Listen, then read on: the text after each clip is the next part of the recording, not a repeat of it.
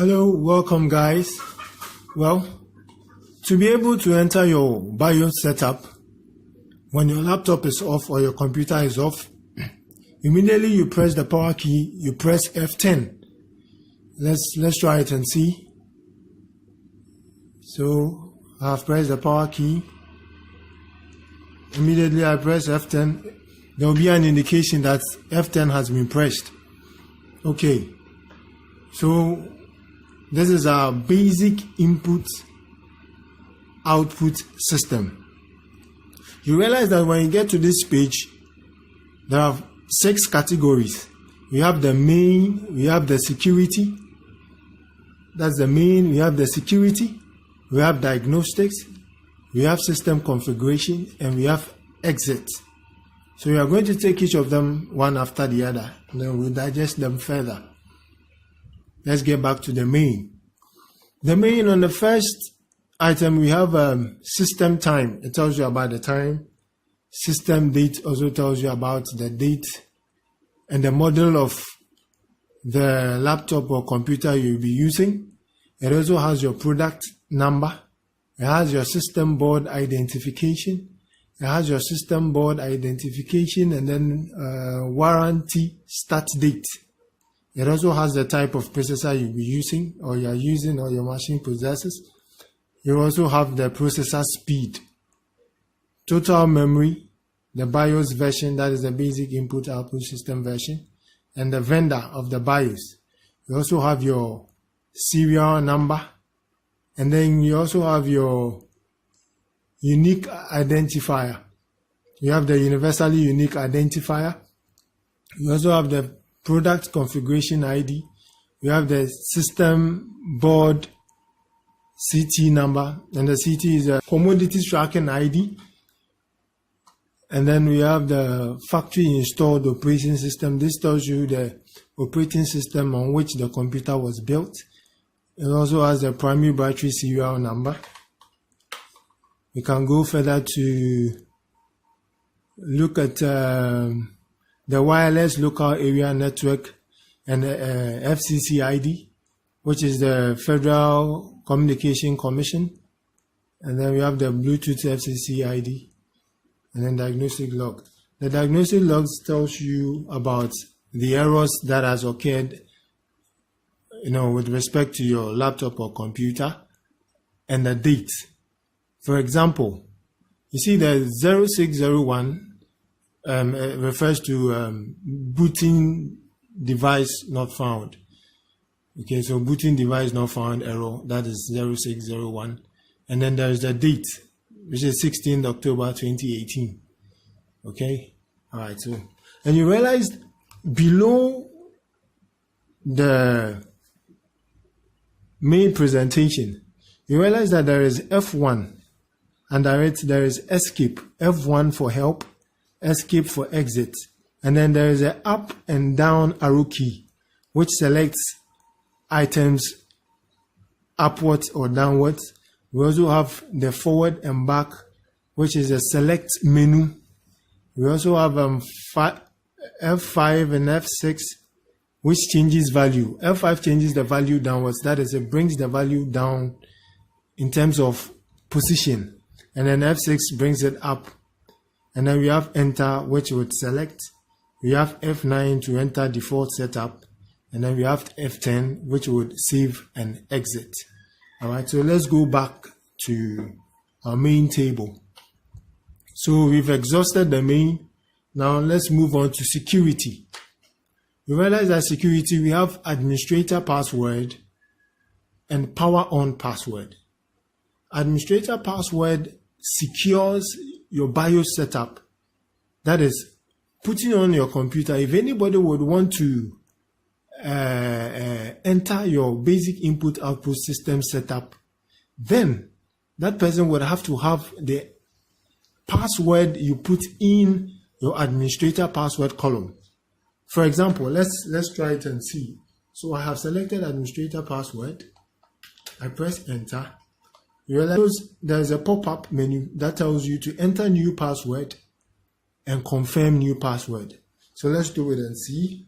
So let's see, I enter a password and I press enter for the next one and I confirm it. Make sure the password you enter, you do not forget. Otherwise, you go through hell. So, I have made changes to that. Okay? We'll come back to it. Now, I'm continuing. There is also power on password. This power on secures your laptop, and before the computer will boot to the Windows section, it will request a password if you have set a password for this column. When you move to power on password, you press enter. It will request for a password and a confirmation. Let's also enter a password, enter, and confirmation, enter. So I have done that. Alright, we will later confirm what it actually does. So we are done with security. Now let's move on to diagnostics. Diagnosis virtually tests your machine. It tests the capacity or the health of your hard disk. And then there is also a memory test, which also tests the strength of your memory and to find out if it's actually functioning well. So if you want to find out if your hard disk is healthy or your memory is healthy, you can do a diagnostic check here. Let's move on now to system configuration. You realize that the first item talks of language. So here I can change the language of the system.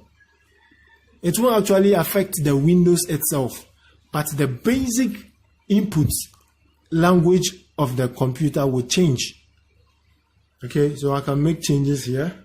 If I want to select Français, I move the cursor to the Français and I press enter.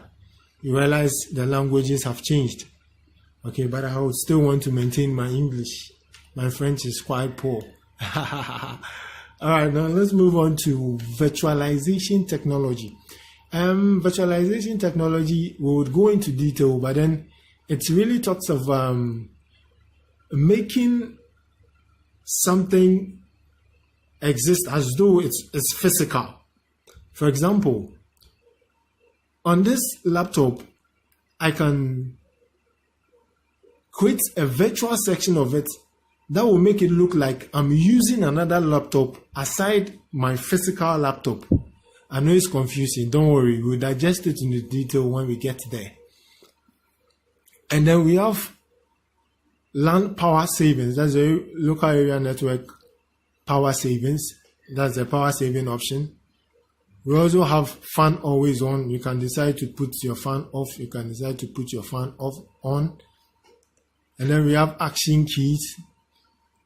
And then we also have our boot options. Let's press enter to select our boot options and then we can digest it further. These are pushed.